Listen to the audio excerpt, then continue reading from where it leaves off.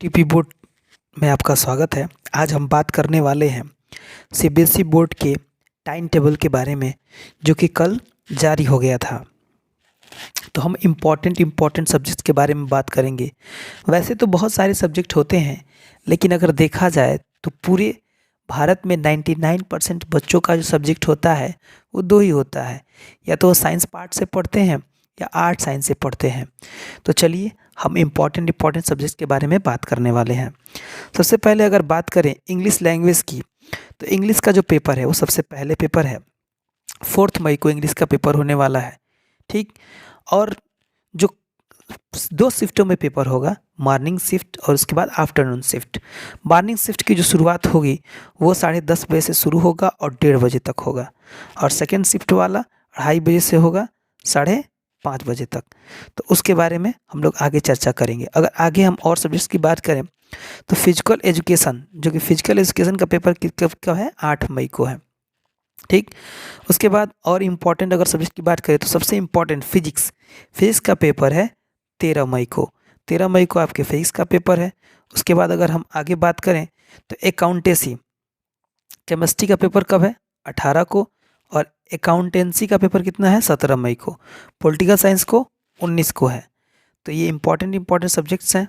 उसके बाद ये सब पेंटिंग है, हेल्थ केयर है, ये 22 मई को है। और सबसे इम्पॉर्टेंट बायोलॉजी का जो पेपर है वो 24 मई को है।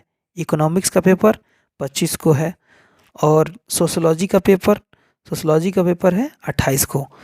और हिंदी का पेपर आपका है 31 को।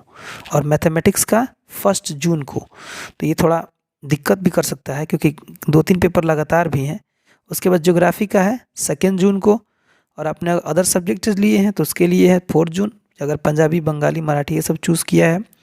5 जून को साइकोलॉजी का पेपर है। 7 जून को होम साइंस का पेपर है। 8 जून को नेशनल क्रेडिट क्रॉप्स, ये सब जो है अदर सब्जेक्ट से जो बच्चे लेते हैं उनका पेपर है। 10 जून को हिस्ट्री का पेपर है। और 11 जून को है बायोटेक्नोलॉजी, ब्यूटिशियन, एग्रीकल्चर, इन सब का पेपर है। अगर हम इम्पोर्टेंस पेपर की बात करें तो हमारा किस किस दिन को इम्पोर्टेंट है, एक 4 मई को इंग्लिश है।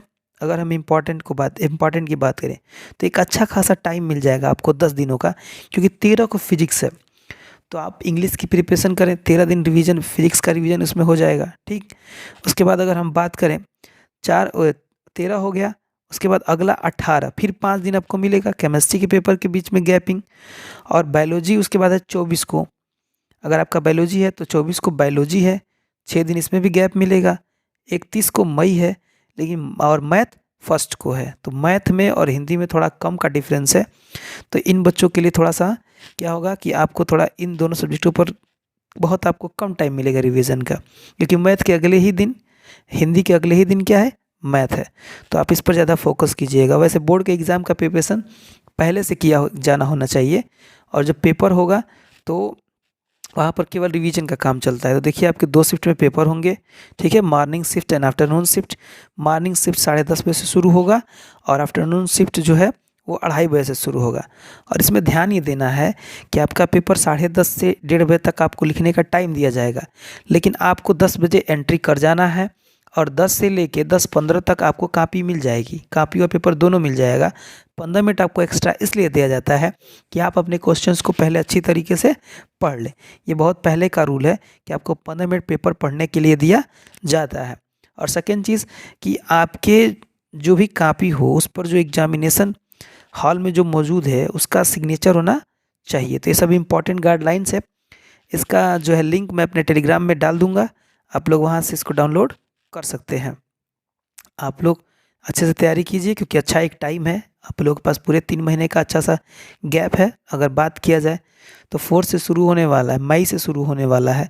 तो आपके पास अभी कौन है, फरवरी है, मार्च है, अप्रैल है, पूरे 90 दिन, यानी कि अगर इस मंथ से जोड़ें 90 दिन लगभग आपके पास है। तो एक बहुत बड़ा टाइम है, आप लोग चाहें तो अच्छे से तैयारी कर सकते हैं।